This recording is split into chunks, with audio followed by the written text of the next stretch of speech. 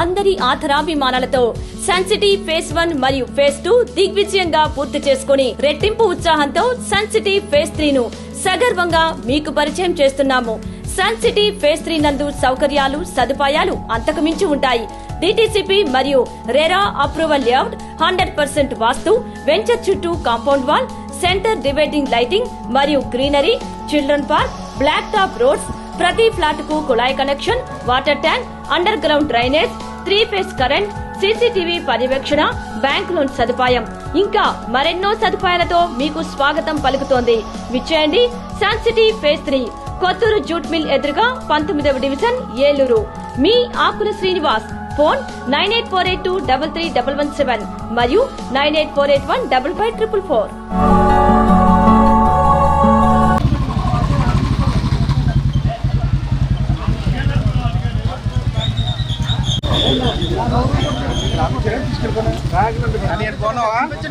Visuals కావాలిగా.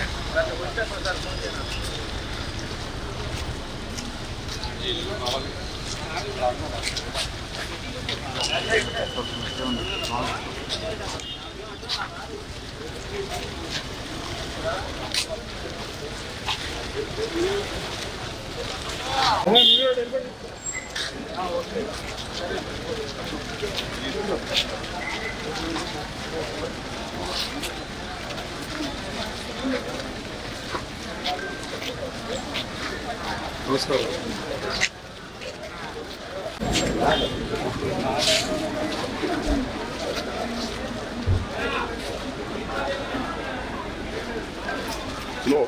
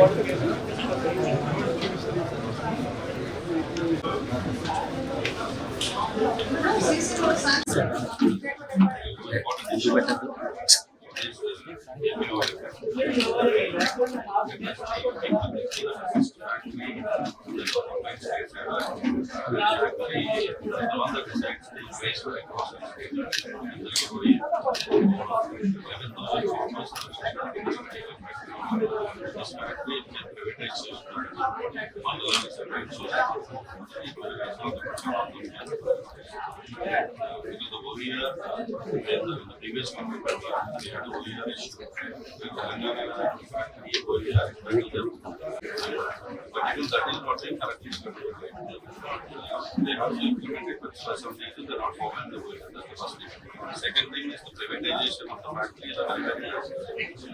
Except to the state, the only factory that we have is the factory for an right ఈ ఒక్క factory 11,000 farmers are there in this factory. And that to employees ఇప్పుడు generations నుంచి employees. During the previous government, we sent a proposal because the capacity of this factory is not viable.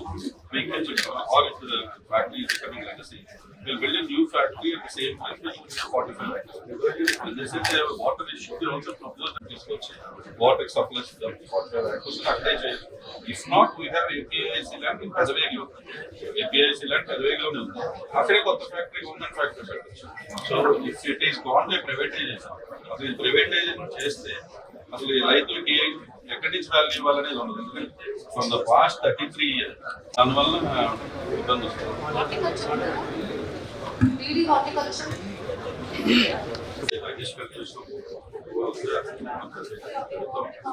ఈ price ఏమవుతుందంటే price 450 the government is giving 50 rupees. That is 3 rupees is also not given to everybody. This is all in the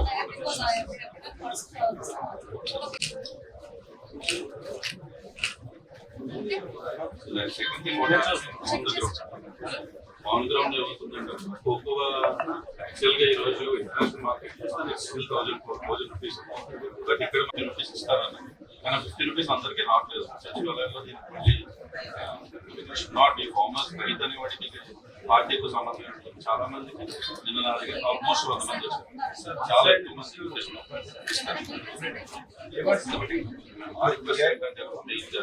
even if you now check even in international market ఇప్పుడు మనం check చేసినప్పుడు 1000 రూపాయలు ఉంటే అసలు previous government follow.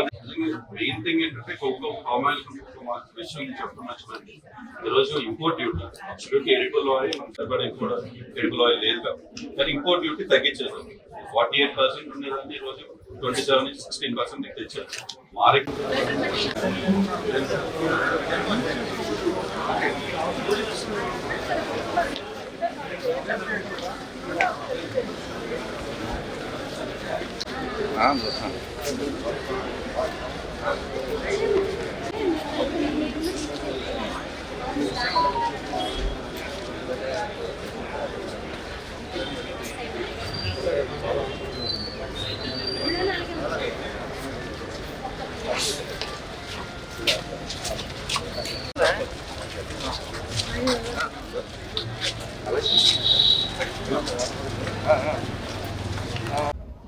ఈరోజు సంవత్సరం పూర్తి చేసుకున్నటువంటి కూటమి ప్రభుత్వం ఈరోజు సూపర్ 6 హామీలతో ముందుకు వచ్చినటువంటి ప్రభుత్వం. ఆ హామీలు ఎంతవరకు నెరవేరుస్తున్నారో ఏంటి అనేది ఇది ప్రజానీకం అంతా కూడా చూస్తూ ఉన్నారు. ఈరోజు అన్నిటికంటే ముఖ్యం ఈ రాష్ట్రానికి అత్యధిక జిఎస్డిపి వచ్చేది ఆంధ్రప్రదేశ్ అంటే రైతన్నలు. రైతన్న బాగుంటేనే రాష్ట్రం బాగుంటుంది. ఈరోజు ఈ రాష్ట్రంలో రైతన్న పరిస్థితులు చూస్తుంటే చాలా బాధగా ఉంది. ఈరోజు ముఖ్యంగా దెందులూరు నియోజకవర్గంలో రైతన్నల పరిస్థితి చాలా దారుణమైన స్థితిలో ఉంది. ఈరోజు ముఖ్యంగా ఈరోజు మెట్ట ప్రాంతంలో దెందులూరు నియోజకవర్గం కానీ ఈ చుట్టుపక్కల ఉన్నటువంటి మా జిల్లాలో పామాయిల్ అత్యధికంగా పండించేటువంటి ప్రాంతం. ఈరోజు పామాయిల్ పంట మీద ఆధారపడి ఉండి జీవించేటువంటి అనేక మంది రైతాంగం. ఈరోజు మొట్టమొదటి పామాయిల్ మొక్క కూడా ఈరోజు అప్పుడు పెదవేగిలోనే మొట్టమొదటి పామాయిల్ మొక్క కూడా నాటడం జరిగింది. ఎంతో ప్రతిష్టాత్మకంగా పామాయిల్ని అభివృద్ధి చేయాలి అని చెప్పి పామాయిల్ ఫ్యాక్టరీని దాదాపు 30 సంవత్సరాల క్రితమే పెదవేగిలో పెట్టడం జరిగింది. దెందులూరు నియోజకవర్గంలో పెదవేగిలో ఆ ఫ్యాక్టరీని పెట్టడం జరిగింది. ఎంతో ప్రతిష్టాత్మకమైనటువంటి ఫ్యాక్టరీ. ఈ ఉమ్మడి ఆంధ్ర రాష్ట్రంలో ఉమ్మడి రాష్ట్రాలకు ఉన్నప్పుడు ఉన్నటువంటి ఏకైక ప్రభుత్వ ఫ్యాక్టరీ, మొట్టమొదటి ఫ్యాక్టరీ కూడా అదే. దానికి అనుసంధానంగా సెంట్రల్ గవర్నమెంట్ పామాయిల్ రీసెర్చ్ సెంటర్ని కూడా ఆ ఫ్యాక్టరీ పక్కనే పెట్టడం జరిగింది.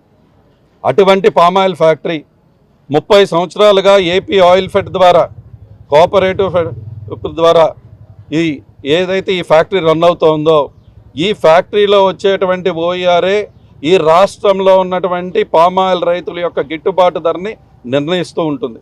గత 30 సంవత్సరాలుగా ఇదే ఒరవడికి సాగుతూ ఉంది. ఇక్కడ ఏదైతే ఓఈఆర్ పర్సంటేజ్ వస్తూ ఉంటుందో దీన్ని బేస్ చేసుకుని ఈరోజు రాష్ట్రంలో అనుమూలలో ఉన్నటువంటి ప్రైవేట్ ఫ్యాక్టరీలు ఎన్నో ప్రభుత్వ సంస్థలు ప్రైవేట్ ఫ్యాక్టరీలన్నీ కూడా దీని మీద ఆధారపడి ఉంటాయి. అటువంటి ఈ ఫ్యాక్టరీని కూడా ప్రైవేటైజేషన్ చేసేయాలనేటువంటి ఆలోచన 11,000 మంది రైతులు ఈ ఫ్యాక్టరీకి ఈరోజు మా నియోజకవర్గం కానీ ఇక్కడి నుంచి ఉన్నారు. అనుసంధానంగా ఈ ఫ్యాక్టరీని ఆధారపడి ఉన్నటువంటి రైతాంగం 11,000 మంది రైతులు ఈరోజు ఏం చేయాలో తెలియని పరిస్థితి, ఈ ఫ్యాక్టరీ ఏమవుతుందో తెలియని పరిస్థితి. ఈ ఫ్యాక్టరీకి 5 మండలాలు ఉన్నాయి. ఈరోజు ఇప్పుడు ఈ ఫ్యాక్టరీ ఏమన్నా లాభసాటిగా లేదా అంటే దాదాపు 10 కోట్ల నుంచి 15 కోట్ల వరకు కూడా ప్రతి సంవత్సరం ఈ ఫ్యాక్టరీ లాభాల్లో ఉంది. లాభాల్లో ఉన్నటువంటి ఈ ఫ్యాక్టరీని అవును తప్పకుండా 30 సంవత్సరాలని యంత్రాంగం అక్కడ ఉన్నటువంటి మెషినరీ కనుక పాడైపోతే కొత్త మెషినరీ అప్గ్రేడ్ చేసుకోవచ్చు. అటువంటిది పోయి ఈరోజు ఈ ఫ్యాక్టరీనే ఏకంగా అమ్మేయాలి, ప్రైవేటైజేషన్ చేసేయాలనేటువంటి ఆలోచన ఈ ప్రభుత్వం చేస్తుంది. అంటే ఈరోజు ప్రైవేటైజేషన్ మీరు చేస్తే అసలు ఈ రాష్ట్రంలో ఉన్నటువంటి ప్రైవేట్ ఫ్యాక్టరీస్ అన్నిటి కూడా ధర ఎవరు నిర్ణయిస్తారు అని అడుగుతూ ఉన్నాం ప్రభుత్వాన్ని. ఈరోజు రైతాంగానికి పామాయిల్ పండించేటువంటి రైతుకి ధరని నిర్ణయించేది ఎవరు అని చెప్పి ఈరోజు కూటమి ప్రభుత్వాన్ని ప్రశ్నిస్తూ ఉన్నాం.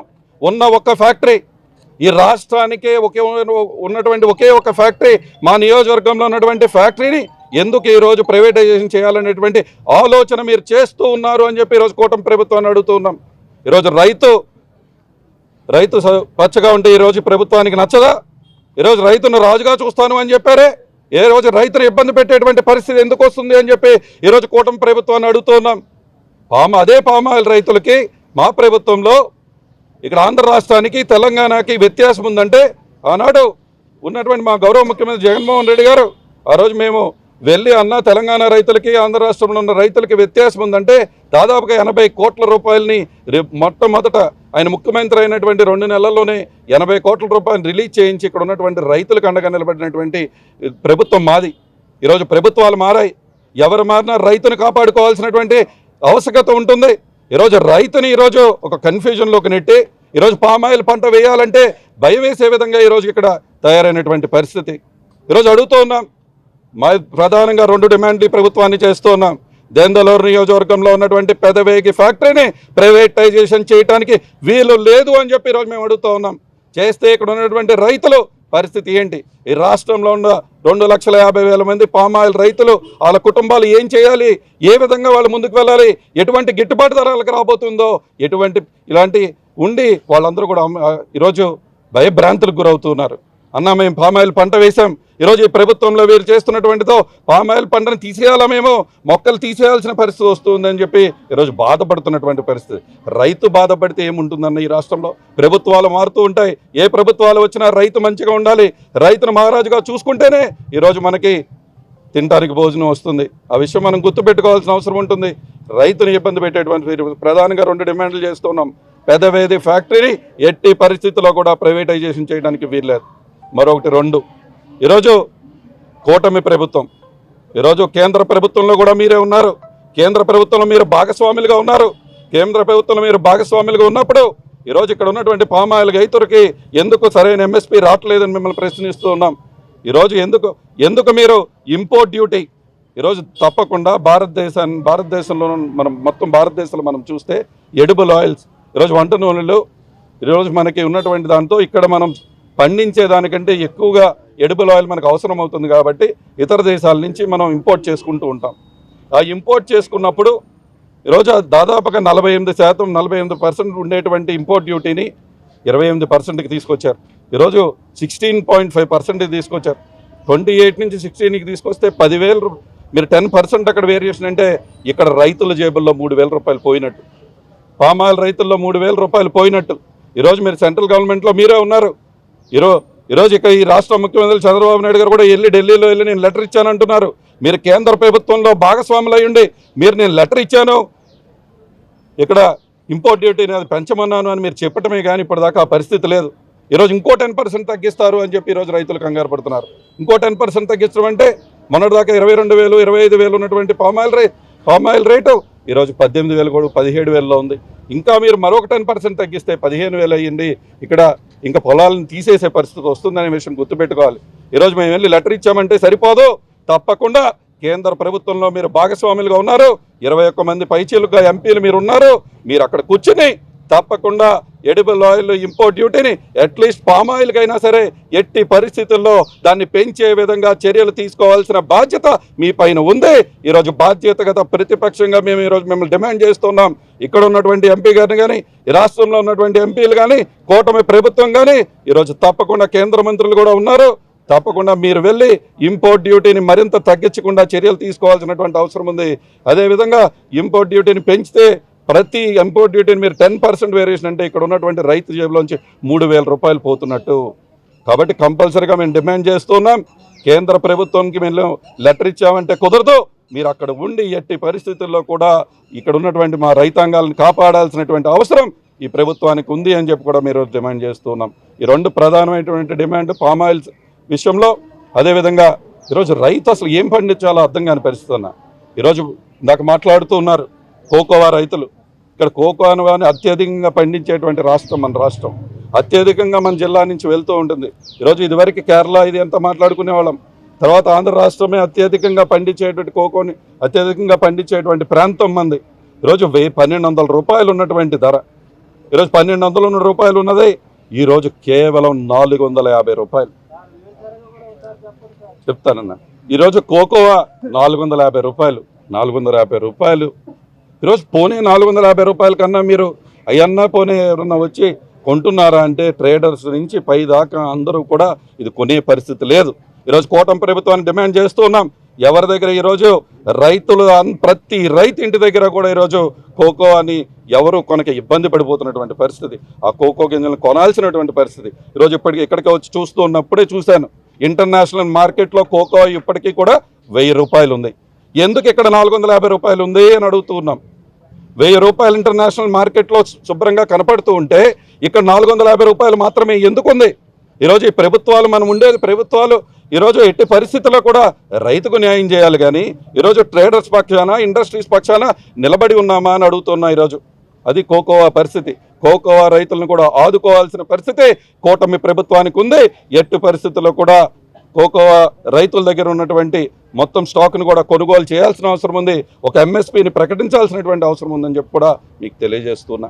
ఇంకెంత బాధాకరం అంటే ధాన్యం ఇప్పటికి 2 నెలలు అయింది ఇచ్చి ధాన్యం ధర కూడా ధాన్యం డబ్బులు కూడా ఈరోజు ఇప్పుడు దాకా వేయలేదు. 2 నెలలుగా ధాన్యం డబ్బులు ఇంకా పడలేదన్నా అని చెప్పి ఈరోజు నేను ఛాలెంజ్ చేస్తున్నా. మీరు రండి, నేను తీసుకెళ్తా. దెందులూరు నియోజకవర్గం అనేక మంది రైతులు 2 నెలల క్రితం ధాన్యాన్ని తోలితే ఇప్పటిదాకా డబ్బులు పడలేదు. నా దగ్గర వందలాది మంది లిస్టులు ఉన్నాయి. ఆ రైతుల పరిస్థితి ఏంటి? 2 నెలల పాటు మీరు డబ్బులు వేయకుండా మేము 24 గంటల్లో వేస్తున్నాం, 48 గంటల్లో వేస్తున్నామని అక్కడ కూర్చొని చెప్తే కాదు. ఈరోజు ఫీల్డ్ లెవెల్లో ఉన్నటువంటి పరిస్థితి తెలుసుకోవాల్సిన అవసరం ఉంది. ధాన్యం రైతులకు న్యాయం చేయాల్సినటువంటి అవసరం ఉంది. ఈరోజు రైతు ప్రతి విషయంలో కూడా ఇందాక అక్కడ అన్న చెప్తూ ఉన్నాడు. ఈరోజు ప్రతి ఒక్కటి వేరుశనగ ఇబ్బంది. ఈరోజు అసలు మామిడికాయ అయితే పశ్చిమ గోదావరి జిల్లా అంటే ఎవడన్నా రెండన్నా మా నూజివేడి మామిడికాయలు మా పక్కనే ఉంటే నూజివేడి మామిడికాయ ఇస్తామంటుండేవాడు. అలాంటి నూజివేడి మామిడికాయని ఈరోజు ఇక్కడ రోడ్ల మీద కొని అమ్ముకునేవాల్సిన పరిస్థితి. గిట్టుబాటు ధర లేక ఎందుకు పండించామా ఈ మామిడి తోటలు అని చెప్పి ఆ మామిడి తోటలను తీసేసే పరిస్థితి ఈరోజు ఈ పశ్చిమ గోదావరి జిల్లాలో ఉంది. అంటే ఎక్కడికి పోతూ ఉన్నాం? మేము అడుగుతూ ఉన్నాం. ఈరోజు ప్రతిదీ అదే పరిస్థితి. పొగాకు అదే పరిస్థితి. నేను చెప్తూ ఉన్నా, మిర్చి అదే పరిస్థితి. ఈరోజు అడుగుతూ ఉన్నాం. పామాయిల్కి సరైన పరిస్థితి లేదు, కోకోవా సరైన పరిస్థితి లేదు, మిర్చికి సరైన పరిస్థితి లేదు. ఈరోజు ధాన్యం డబ్బులు పడలేదు. అసలు ఈ ప్రభుత్వం ఏం చేస్తుందని అడుగుతూ ఉన్నాం. రైతులు పండించినటువంటి పంటకే ఎంఎస్పీ ఇవ్వలేనటువంటి ప్రభుత్వం ఈరోజు కళ్ళబల్లు మాటలు చెప్తే ఎలాగా అని అడుగుతున్నా. ఇక్కడ ఉన్నటువంటి రైతాంగం ఎవరికి కూడా అమరావతిలో క్వాంటమ్ వ్యాలీ అవసరం లేదు. ఈరోజు క్వాంటమ్ వ్యాలీలు మీరు కట్టుకుంటానని చెప్తూ ఉన్నారు, ఐటీ టెక్ పార్కులు కడుతూ ఉంటానని చెప్తూ ఉన్నారు. కట్టుకోండి, అక్కడ రైతుల ముందు చూసుకోండి. రైతుల్ని పట్టించుకోకుండా అక్కడికి వెళ్ళి మేము టెక్ పార్కులు కడుతున్నాం, క్వాంటమ్ వ్యాలీలు కడుతున్నాం, ప్రపంచ దేశాలన్నీ కూడా తిరుగుతున్నాము అంటే ఎట్లాగా అన్నాడు. ప్రపంచ దేశాలన్నీ కూడా మీరు తిరుగుతున్నాము అంటే ఎట్లాగా? ఈరోజు ముందు రైతుకు న్యాయం జరగాలి. ఈ రాష్ట్రంలో ఈ మొదటి సంవత్సరం పూర్తయింది, ఇప్పటికి రైతులకు న్యాయం జరగట్లేదు. మీరు రివ్యూ చేసుకోండి. నేను చెప్పిన దాంట్లో ఒక్క అబద్ధం ఉన్నా. ఇప్పుడు నేను దాదాపుగా 5-6 పంటల విషయంలో చెప్పా. ఇది వాస్తవ పరిస్థితులు. ఈరోజు మీరు ఏ బృందాన్ని ఇక్కడ దెందులూరు నియోజకవర్గానికి పంపించినా ఈ విషయాలన్నీ కూడా అందరూ కూడా రైతుల దగ్గరికి తీసుకెళ్ళి ఇక్కడున్న వాస్తవ పరిస్థితులు తెలుసుకోవాల్సినటువంటి అవసరం ఉంది. ఈరోజు నాయకులు అనే వ్యక్తి వాస్తవ పరిస్థితులు తెలుసుకుని ఆ విధంగా మనం ప్రభుత్వాన్ని నడపాల్సినటువంటి అవసరం ఉంది. ఈరోజు చేతులు జోడించి నమస్కరించి చెప్తూ ఉన్నాం, ఇక్కడ ఉన్నటువంటి పామాయిల్ ఫ్యాక్టరీని ఎట్టి పరిస్థితుల్లో కూడా ప్రైవేటైజేషన్ చేయడానికి వీలు లేదు.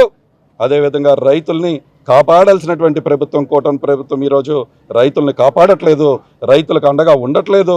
తప్పకుండా ఈరోజు మేము వాయిస్ ఆఫ్ వాయిస్లెస్గా ఉండాల్సినటువంటి ప్రతిపక్షం డెఫినెట్గా వాయిస్ ఆఫ్ వాయిస్లెస్గా ఈరోజు రైతుల కోసం నిలబడతాం.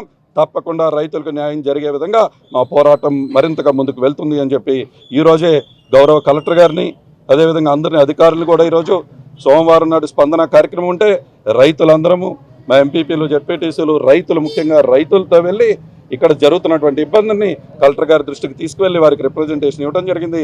తప్పకుండా ఇది ప్రభుత్వానికి ఫార్వర్డ్ చేస్తానని వారు చెప్పారు. ప్రభుత్వం న్యాయం చేయాలని చెప్పి మరొకసారి డిమాండ్ చేస్తూ మీ అందరికీ కూడా నమస్కారాలు తెలియజేస్తాను. మన ఏలూరులో స్వీట్స్ సందడి, ఎన్నో స్వీట్ షాపులు వచ్చాయి. అందరి నోరూరించేలా రకరకాల స్వీట్స్ సరికొత్తగా నాణ్యత ప్రమాణాలతో అతి తక్కువ ధరలకి మనకి ఇష్టమైన స్వీట్లు సరికొత్త రుచులతో అందిస్తున్న మన రెడ్డి స్వీట్స్ అండ్ బేకరీ. సామాన్యుడికి స్వీట్స్ తినే అవకాశం మన రెడ్డి స్వీట్స్ లోనే. ఇక విజయవాడకు వెళ్ళనవసరం లేదు. సారికి కావలసిన అరిసెలు, కజ్జికాయలు, గోరిమేటీలు, సున్నుండలు, బొబ్బట్లు, పూతరేకులు, చిలకలు, చలివిడి అతి తక్కువ రేట్లు మన రెడ్డి స్వీట్స్ లోనే లభించును. షుగర్ ఫ్రీ స్వీట్లు కూడా మన రెడ్డి స్వీట్స్ లోనే అందుబాటులో ఉన్నాయి. మన ఇళ్లలో జరిగే శుభకార్యాలకు స్వీట్లు, హాట్లు ఆర్డర్స్ పైన మన గుమ్మం ముంగిటే అందించడమే రెడ్డి స్వీట్స్ ప్రత్యేకత.